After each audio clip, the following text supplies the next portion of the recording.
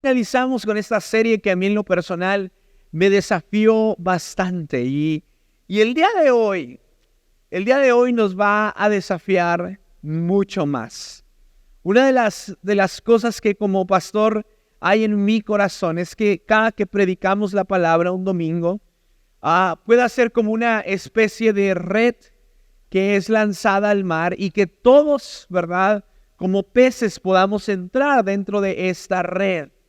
El día de hoy traigo un mensaje de esos picosones, de esos que te pueden causar, ¿verdad?, cierto conflicto, cierto reto. Para muchos puede ser un extremo. Es más, me atrevo a decir que muchos van a estar pensando que es demasiado. Pero el Señor me estuvo llevando a lo largo de la semana para cerrar esta serie. Y quiero decirte algo, si tú estás acá por primera vez, gran parte de lo que vas a escuchar es la meta que Jesús tiene para tu vida. No te vamos a obligar en ningún momento a hacer algo que no quieras hacer. Pero si estás acá por primera vez, si esto te suena demasiado complicado de llegar a, lo único que quiero decirte es permanece. Permanece y el Señor de su mano te llevará rumbo al propósito que Dios tiene para tu vida. Mateo 5, 10 al 12. Mateo 5, 10 al 12. ¿Sabes algo? En la Biblia hay promesas que nos encanta hacer nuestras. Incluso hay una canción, no sé si sea Nancy Amancio, arrebato a mi familia, arrebato todas las promesas del Señor, porque hay promesas que son muy deseables para nosotros en la Biblia. Pero hay otras promesas que están ahí. Hay otros avisos que están en la palabra de Dios, que sabemos que están, pero como que los vemos de reojo, ¿verdad? Así como si cierro este ojo, no se ve completo, entonces no vale. Pero también son promesas, también son avisos. Y esta última bienaventuranza tiene que ver con eso. Mateo 5, versículo 10 al 12. Bienaventurados, felices los que son perseguidos por hacer lo correcto, porque el reino del cielo les pertenece. Bienaventurados, felices ustedes, cuando la gente les hace burla y los persigue y miente acerca de ustedes y dice toda clase de cosas malas en su contra porque son mis seguidores. Versículo 12. Alégrense, estén contentos, porque les espera una gran recompensa en el cielo. Y recuerden que a los antiguos profetas los persiguieron de la misma manera. He titulado a este mensaje, Felices los perseguidos.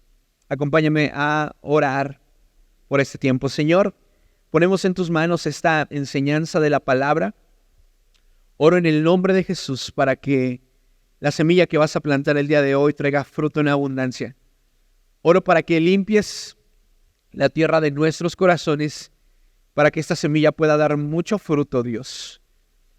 Danos un deseo por vivir de forma radical para ti, Señor. Lo necesitamos. En el nombre de Jesús. Amén. Hay algunos relatos históricos, algunas tradiciones dentro de la iglesia que narran la forma en la cual los discípulos más cercanos a Jesús murieron.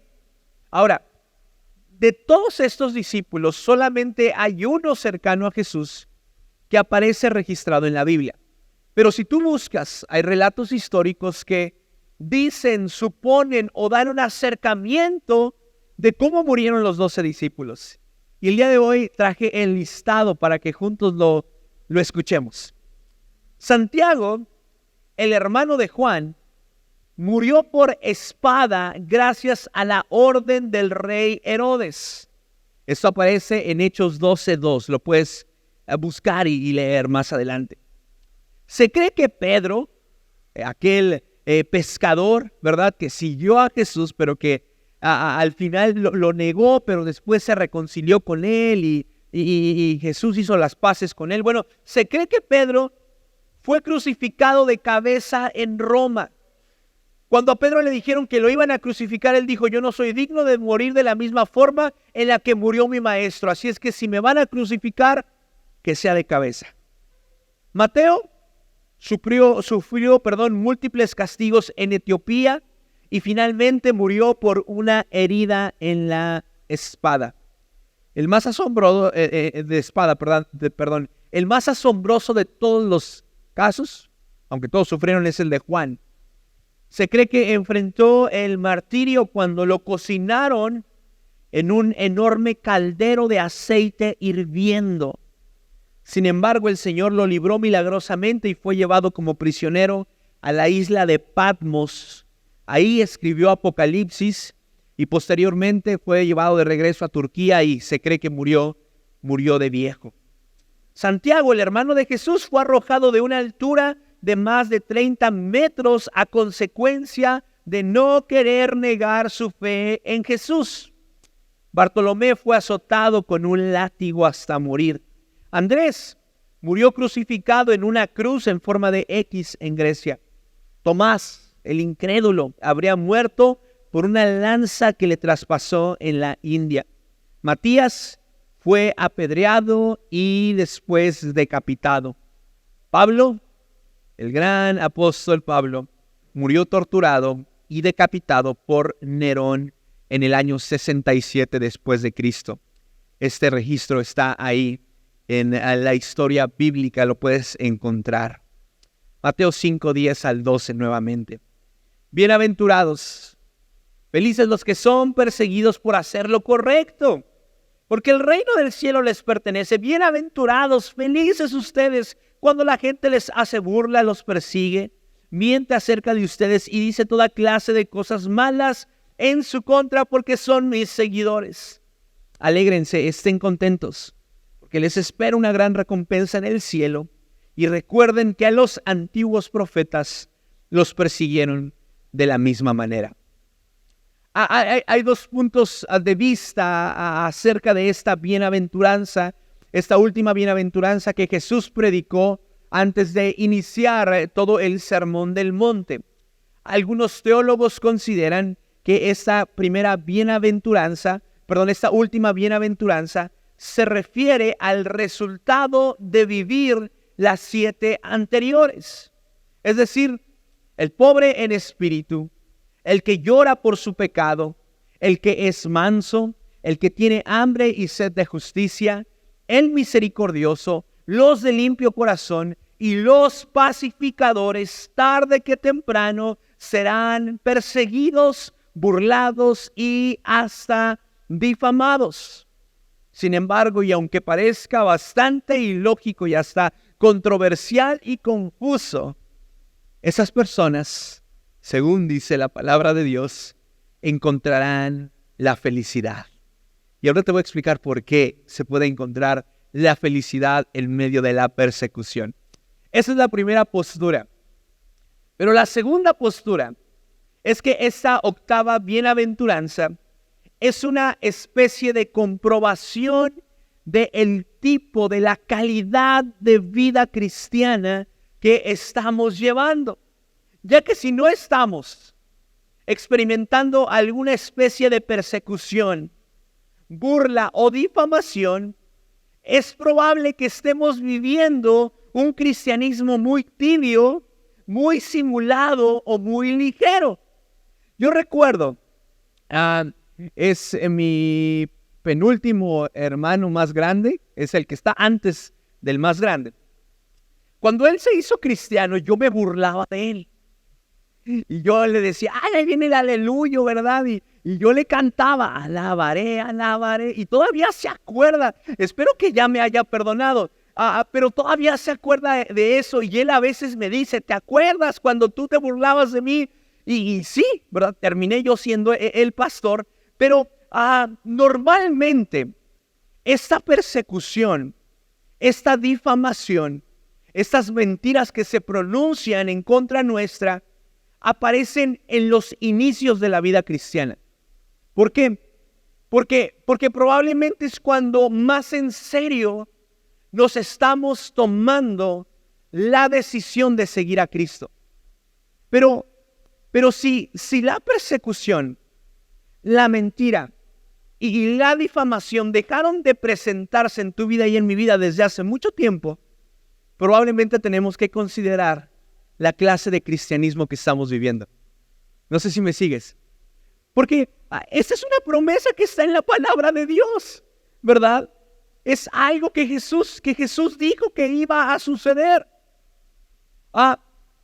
Hay un peligro de vivir hay muchos peligros, pero hay uno mencionado en Apocalipsis 3:15 al 17, el peligro de vivir una vida tibia. Yo sé todo lo que haces, está hablando Jesús, que no eres frío ni caliente. Como quisiera que fueras lo uno o lo otro. Pero ya que eres tibio, no eres frío ni caliente, te escupiré de mi boca. Tú dices, soy rico, tengo todo lo que quiero, no necesito nada. Y no te das cuenta de que eres un infeliz y miserable. Eres pobre, ciego y estás desnudo. ¿Sabes algo? Ese es el grave peligro de vivir una vida cristiana tibia. Un cristianismo simulado, un cristianismo de baja calidad. Ahora la palabra de Dios es muy clara en esta bienaventuranza, ¿verdad? Cuando tú y yo hagamos lo correcto, vivamos de forma verdadera para Jesús, seremos perseguidos. Ahora, hay 3 clases de personas que no se tienen que preocupar por eso, que no van a ser perseguidos, que no los van a difamar, no se van a burlar, no van a mentir acerca de ellos. La primera clase de personas, los que aprueban las normas del mundo que van en contra de la palabra de Dios. Juan 15:19. Si pertenecieran al mundo, el mundo los amaría como a uno de los suyos. Pero ustedes ya no forman parte del mundo. Yo los elegí para que salieran del mundo, por eso el mundo los odia.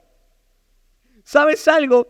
La aprobación, cuando tú y yo aprobamos las normas del mundo que van en contra de la palabra de Dios, nos puede dar bastantes amigos.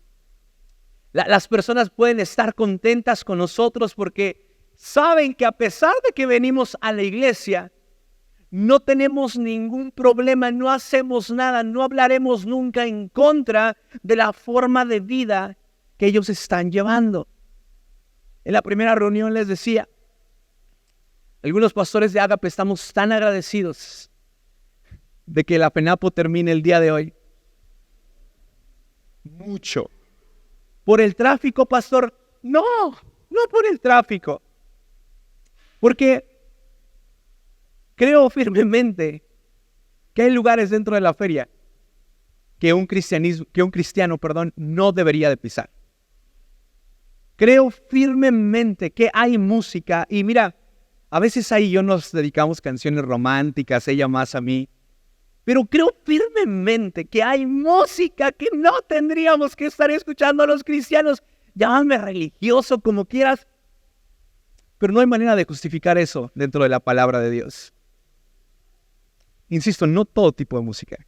Hay música que mi esposa y yo disfrutamos, de que no son de cantantes cristianos, pero hay otra clase de música que no tendríamos por qué estar en primera fila, escuchándola, apartando un lugar para ver a un cantante que promueve violencia, que promueve delincuencia, Y ¿sabes algo? Cuando tú y yo aprobamos las normas del mundo que van en contra de la palabra de Dios, probablemente nos hagamos de muchos amigos, probablemente seamos populares, probablemente podamos conseguir fama y hasta dinero. Sin embargo, nunca se nos brindará la oportunidad de testificar verdaderamente lo que Dios desea que suceda en el corazón de las personas que tenemos cerca. ¿De qué nos sirve tener a gente alrededor nuestra que está contenta con nuestra vida si no estamos siendo de bendición para ellos? El Señor nos llamó luz del mundo. Y Él hace referencia a esta descripción diciendo que nadie enciende una luz para ponerla debajo de una mesa, sino a quien va a alumbrar. Entonces, Las personas que aprueban las normas del mundo, ¿verdad? Y que van en contra de la palabra de Dios, no tienen por qué preocuparse, perdón. Ellos nunca van a ser perseguidos, nunca van a ser difamados.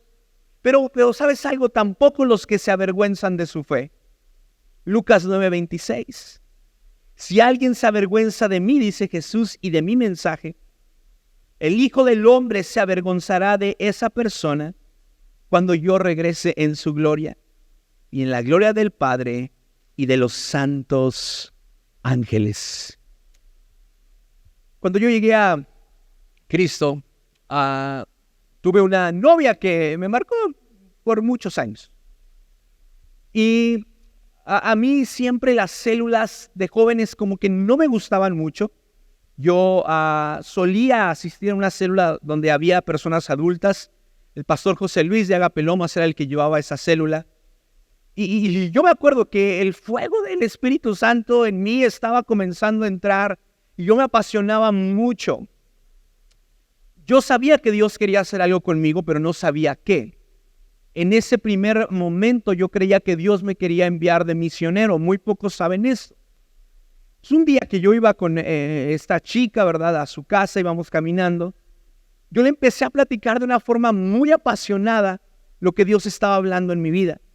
Yo le decía, mira, es que como que yo creo que debo de prepararme para poder servirle al Señor. Estaría genial que lo hicieras tú también. Estaría genial que lo hiciéramos juntos y que nos preparáramos para servirle al Señor. Pero ella me contestó con un rotundo no.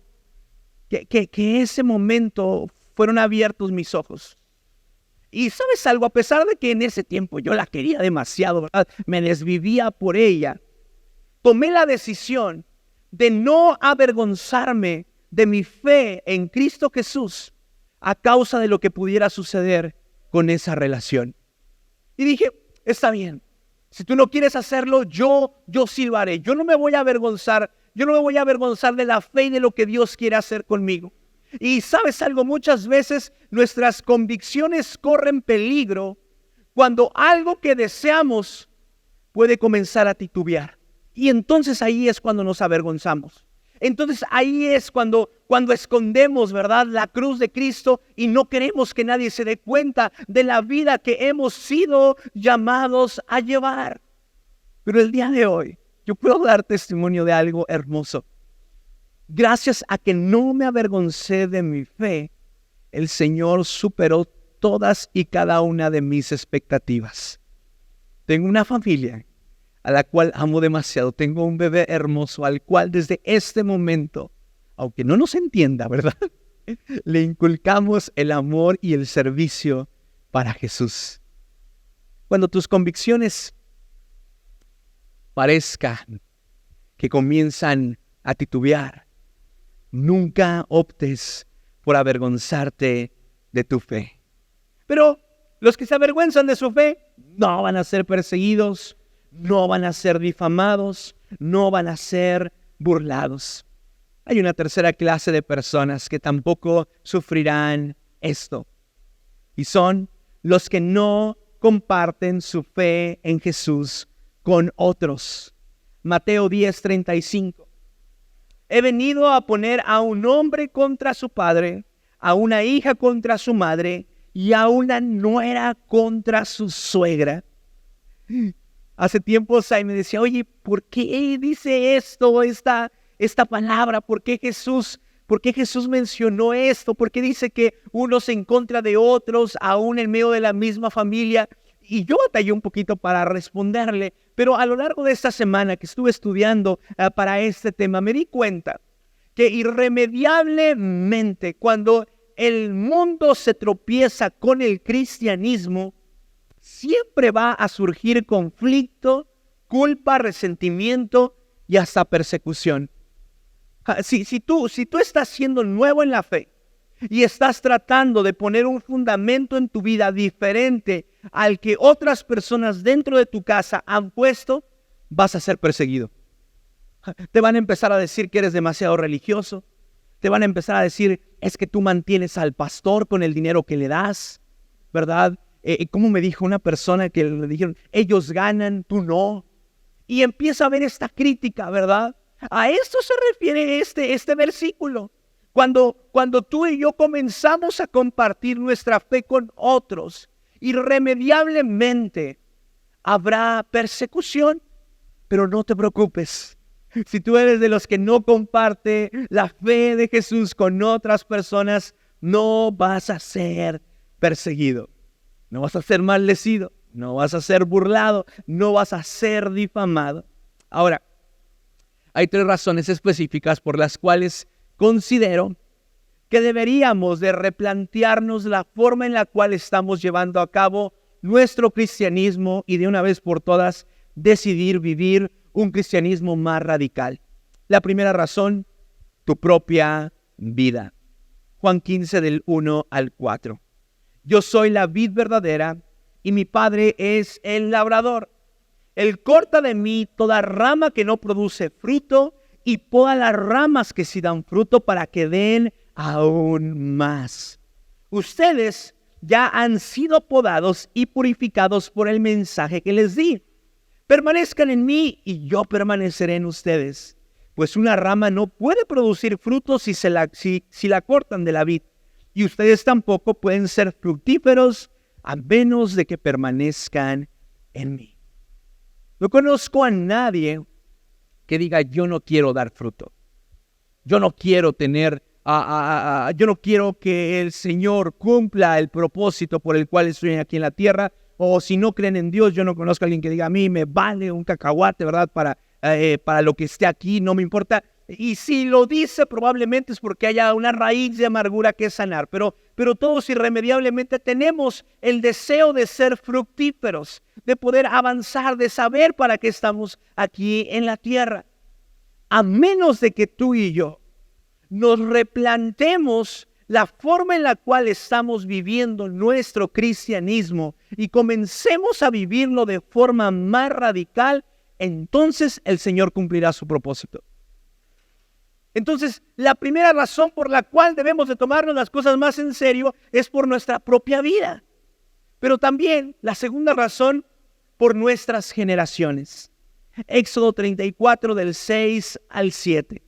Y pasando Jehová por delante de él, proclamó: Jehová, Jehová, fuerte y misericordioso y piadoso, tardo para la ira y grande en misericordia y verdad, que guarda su misericordia a millares, que perdona la iniquidad, la rebelión y el pecado, y que de ningún modo tendrá por inocente al malvado, que visita la iniquidad de los padres sobre los hijos y sobre los hijos de los hijos hasta la 3ª y 4ª generación. Algunos de ustedes lo saben porque lo he compartido con jóvenes, con algunos hombres y en algunas reuniones. Pero una de las luchas, ¿verdad?, más difíciles en mi vida después de esta relación que te estaba contando en un inicio, fue luchar en contra de la pornografía. Porque desde muy chico fui expuesto a ello por personas, amigos, como todo sucede, ¿no? Pero el día que yo entendí que si espiritualmente yo lograba derrotar a ese gigante que estaba delante de mí, había pocas probabilidades de que las generaciones que estaban después de mí lo repitieran, entonces me decidí a luchar con mayor dedicación y con mayor valentía. Y eso provocó que mi cristianismo pasara de ser un cristianismo tibio, flojo y lleno de apariencia a que fuera un cristianismo radical. Porque sabía que si yo lograba vencer esa batalla de la mano de Jesús, entonces mis generaciones estarían libres del azote de ese pecado. Así es que la razón por la cual tú y yo debemos de esforzarnos por vivir un cristianismo más radical y de veras son nuestras generaciones. Pero hay una tercera razón. La tercera razón es el mundo entero. Segunda de Pedro 2, 13 al 14. Su destrucción será la recompensa que recibirán por el daño que han causado. A ellos les encanta entregarse a los placeres perversos a plena luz del día. Son una vergüenza y una mancha entre ustedes. se deleitan en el engaño incluso mientras comen con ustedes en las reuniones de compañerismo. Cometen adulterio con solo mirar y nunca sacian su deseo por el pecado. Incitan a los inestables a pecar y están bien entrenados en la avaricia y viven bajo la maldición de Dios. En estos versículos, el apóstol Pedro se está refiriendo a los falsos maestros que había en medio de la iglesia en aquel tiempo. Sin embargo, cuando leí estos versículos, en un primer momento creí que estaba describiendo la actitud del mundo en el que vivimos.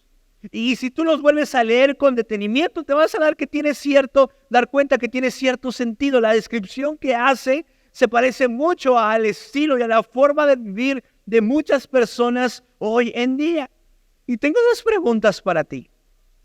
¿Estás cansado de ver cómo la maldad sigue cobrando la vida de personas indefensas? ¿Vives lamentándote de toda la sangre que se derrama diariamente a causa del pecado en nuestro país? Yo sí. Bueno, es momento de reconocer que un cristiano tibio, simulado y ligero nunca provocará un cambio verdadero en aquellas cosas que tanto lastiman a la humanidad. Ese cristianismo no servirá de nada. Hay una historia en un libro de John MacArthur que a mí me marcó mucho. Es un misionero estadounidense visitando una aldea que no había sido alcanzada para Jesús. Esta aldea tenía la siguiente creencia. Había ciertos lugares sagrados que ellos habían determinado entre la aldea. Y cada que un bebé de manera inocente pisaba uno de esos lugares sagrados, era sacrificado porque se creía que habían profanado ese lugar santo, y entonces a causa de la entrada de ese niño en ese espacio, ese lugar había dejado de ser santo. Lo que hacían con estos niños era que los llevaban a la cima de una montaña y arrojaban sus cuerpos como sacrificio. Cuando este misionero llega a este lugar y se da cuenta de lo que está sucediendo, él es uno de los primeros en interponerse a esta creencia. Lo que él no sabía es que era que el castigo para aquellas personas que intentaran entrometerse en esta creencia era morir a causa de las flechas que la mayoría de los aldeanos impactarían en su cuerpo. Él iba con su familia y con sus hijos. Cuando él empieza a levantar la voz, una voz de justicia que dice: ¡hey, lo que están haciendo es incorrecto!, el pronóstico se cumple. Enfrente de su esposa y de sus hijos, empiezan a lanzar una flecha tras otra. No fue hasta la flecha número 50 que este hombre cayó. Pero después de la flecha número 32, esos hombres comenzaron a sentir mucho temor. Porque el pronóstico, la experiencia de estos hombres decía que desde la primera flecha que había impactado su cabeza tenía que caer. Y ahí fue cuando se dieron cuenta que él no era más que un enviado de Dios a esa aldea para proclamar la buena noticia del Señor. A raíz de eso y después de la muerte, la familia gana la aldea completa para Cristo. Y el día de hoy son nativos en Estados Unidos que rinden honra y gloria al Señor Jesús. Pero esto no vino gracias a un cristianismo tibio, simulado. Esto vino gracias a la firme decisión de un hombre de levantar la voz, de salir de la comodidad de su vida para poder llevar las escrituras a aquellas personas que estaban ciegas y que vivían de la misma forma. Y entonces se produjo un cambio. Bienaventurados, felices los que son perseguidos por hacer lo correcto, porque el reino del cielo les pertenece. Felices cuando la gente les hace burla y los persigue y miente acerca de ustedes y dice toda clase de cosas malas en su contra, porque son mis seguidores. ¿Qué debo de hacer? cuando soy perseguido, burlado y difamado por la causa de Jesús. Bueno, la misma bienaventuranza lo responde. La respuesta es alegrarse. Alegrarse. Este hombre tenía de qué alegrarse cuando una flecha tras otra, ¿verdad?, estaba impactando su cuerpo. Bueno, es lo que dice Jesús. Pero me encanta entender que la alegría está fundamentada en dos razones según esa bienaventuranza. La primera razón por la cual deberíamos de alegrarnos es por la gran recompensa que nos espera a ti y a mí en el cielo. Segunda de Timoteo 4, del 6 al 8. Está hablando Pablo. En cuanto a mí, mi vida ya fue derramada como una ofrenda a Dios. Se acerca el tiempo de mi muerte. He peleado la buena batalla. He terminado la carrera y he permanecido fiel. Ahora me espera el premio, la corona de justicia, que el Señor, el juez justo, me dará el día de su regreso. El premio no es solo para mí, sino para todos los que esperan con anhelo su venida. ¿Sabes algo, iglesia? El cielo está lleno de recompensas para aquellos que, como Pablo, han peleado, han permanecido y han luchado la buena batalla de la fe. Pero la más grande de todas las recompensas es que podremos ver cara a nuestro Dios y declarar que Él es santo. Así es que si en algún momento de tu vida estás atravesando por persecución, estás atravesando por burla en tu trabajo, estás quizá a punto de perder tu trabajo a causa de tu fe, has perdido amigos, familiares o personas a las cuales tú estimabas demasiado, pero a causa de hacer lo correcto, estas personas empiezan a alejarse de ti. Jesús dice, alégrate. Alégrate porque la recompensa que te espera en los cielos es mucho más grande que cualquier aflicción del presente. Amén.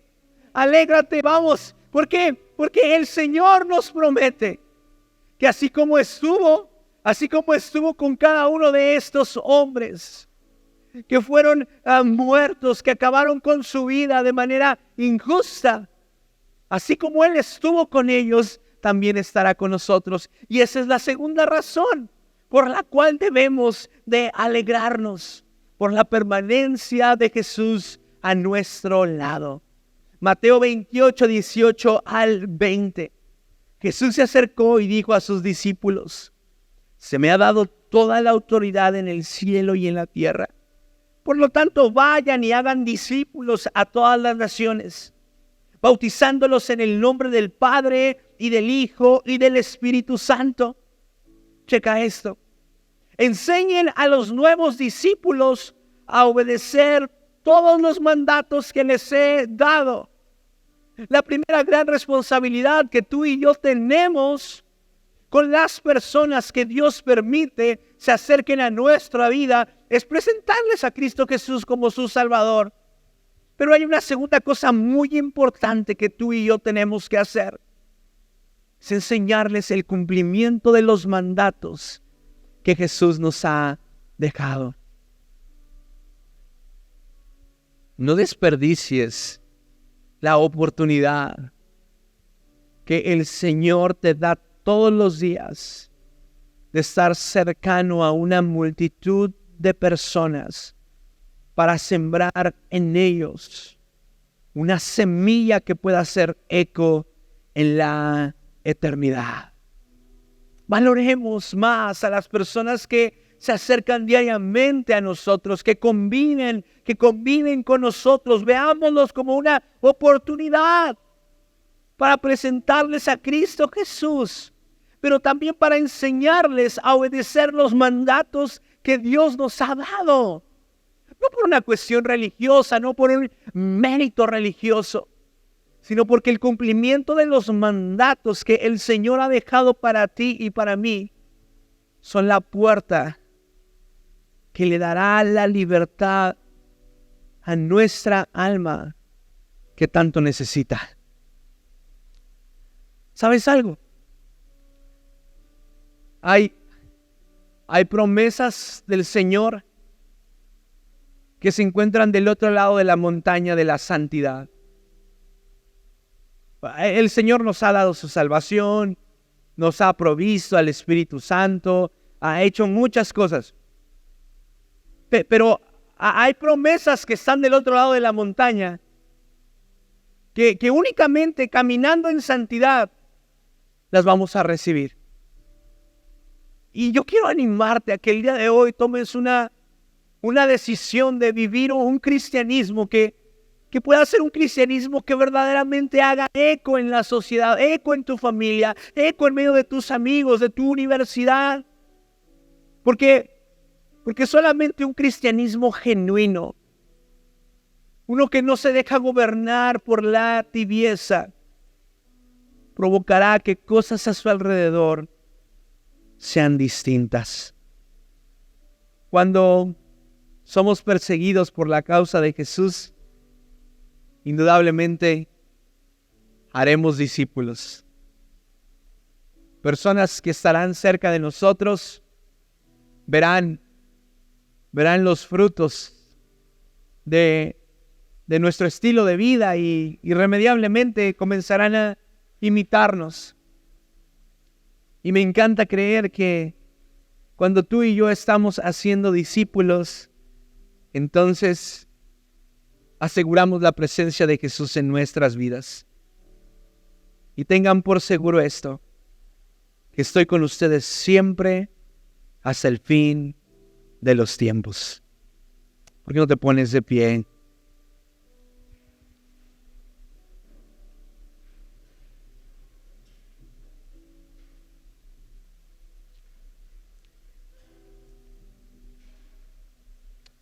Bienaventurados,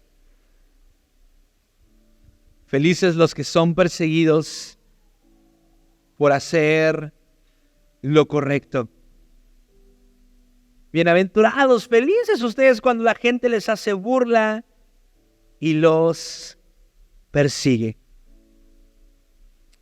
El que es perseguido por causa de Jesús encuentra la felicidad porque sabe que las recompensas que hay en el cielo no se comparan con ninguna aflicción terrenal.